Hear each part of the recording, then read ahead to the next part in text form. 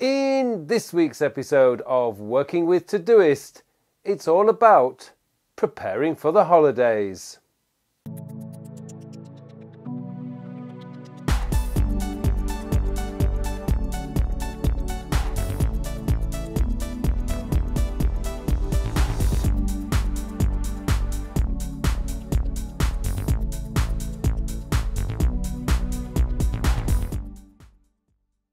Hello and welcome to episode 136 of my Working with Todoist series.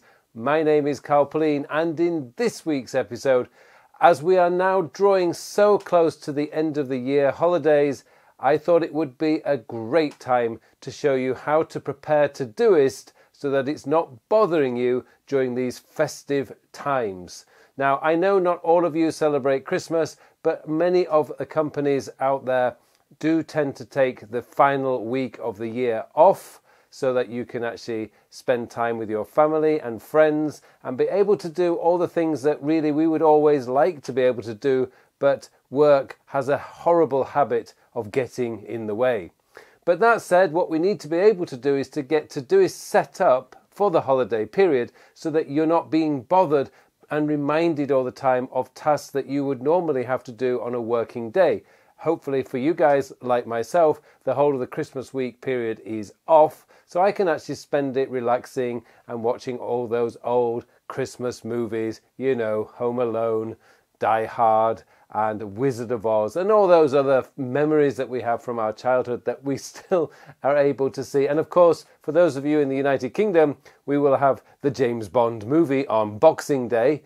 But all these things, you don't want Todoist reminding you of things that you would normally do on a Monday or a Tuesday because we're on holiday and we should be able to enjoy, sit back and relax and not really let anything bother us during those particular days. So what I'm going to do today is, in this week's episode, I'm going to show you how to set up Todoist, how I'm setting it up because I go on holiday next week, so that I'm not bothered by Todoist while I'm away on holiday, and I'll show you how to do that. Now, before we go into Todoist, I would like just to say thank you to all you guys out there who have bought my book, Your Digital Life 2.0. We've had a fantastic week this week, and that book is now available on Amazon, iBookstore, and directly through my website. All you have to do is go to the links that I will put in the comment section below, and you can have a look at that. Okay, before we go into Todoist though, just remember, if you like this video, please click on the like button, and if you haven't subscribed to this channel yet, please subscribe. Okay, let's get into Todoist, and I'll show you what I mean.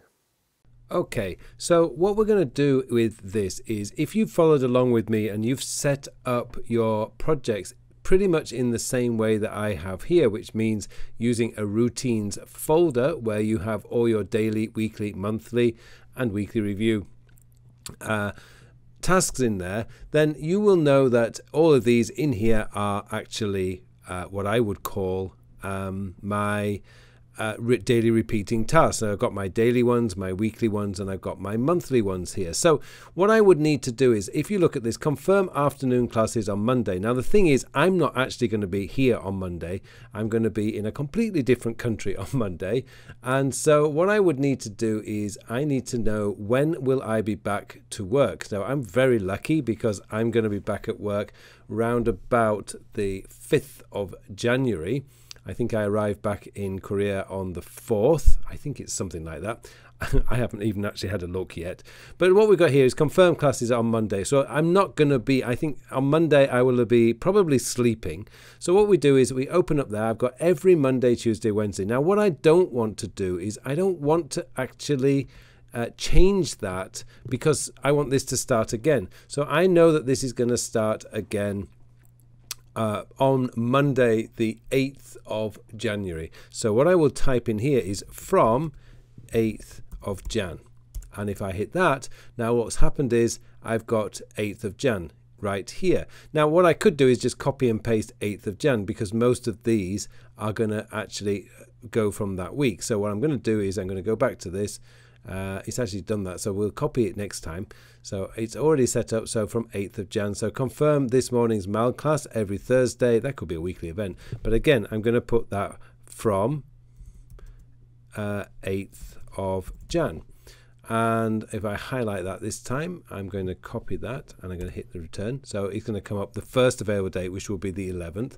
I've got remind email students of Monday. So again, I'm going to go in there, and if I just click that, and now all I have to do is, so again, I'm just going down here and I'm just adding in from 8th of Jan. So it just saves me time by copying and pasting it all the time. So here it's actually automatically picking up the date because I'm not having to change the dates. So complete end of day routines. Now that actually is something that I will probably want to keep in, because there are some things, my daily routine tasks, that I will still need to do, but I'm not going to be able to do that tomorrow. So I'm just going to save it and I will tick it off, and it will come up now on Monday. Now for those of you guys, if you're very much into the karma points, then maybe you just want to just say from the 18th of December if you wish.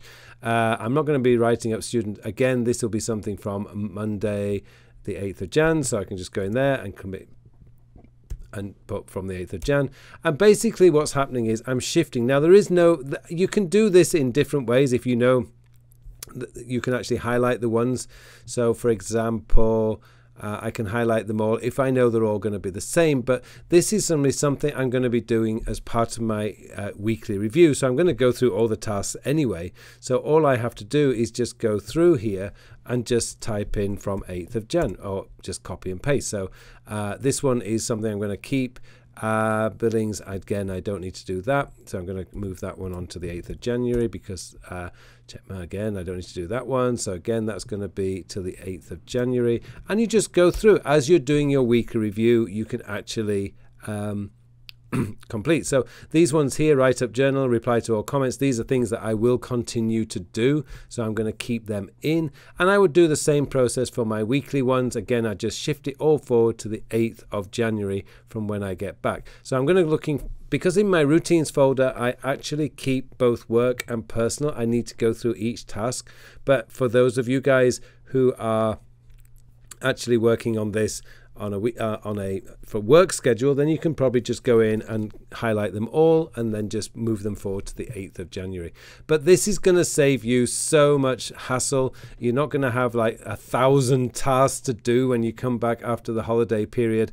It's all organized for you. So I think it's just a really good way. I'll let you into the secret. I actually learned this one from when I used to use OmniFocus, because OmniFocus would have meant I had to keep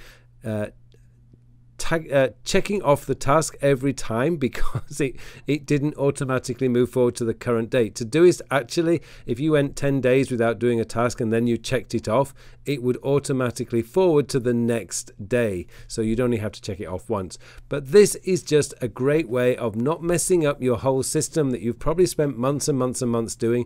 I know what, it's going to take you maybe 20 minutes to go through all of your tasks, which you can do as part of your weekly review.